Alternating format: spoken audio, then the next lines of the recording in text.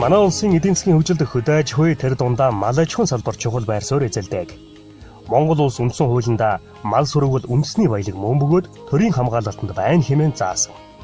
Хөдөө орон нутгийн төвшөнд аймгийн дотоодын нийт бүтээгдэхүүний 50 хүртэлх хувийг мал аж ахуйн салбар дангаараа эзэлдэг.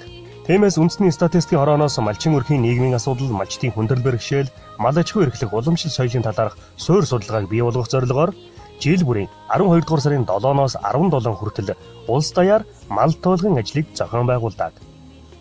Мал тооллого явуулснаар мал амьтдын өсөлт бууралд сүргийн бүтцэд гарч байгаа өөрчлөлтийг тодорхойлох, мал аж ахуйн салбарын үйлдвэрлэлийн бажет хэмжээг тооцож тодорхойлох, дүн шинжилгээ хийх, хөдөө аж ахуйн салбарыг хөгжүүлэх талаар төр засгийн бодлого боловсруулах, хэрэгжилтийг дүгнэхэд шаардлагатай мэдээллийг бэлтгэх, мал бүхий өрхийн мэдээллийн нэгдсэн сангийн ашиглалтыг нэмэгдүүлэх, төрийн үйлчилгээг иргэдэд ойртуулах.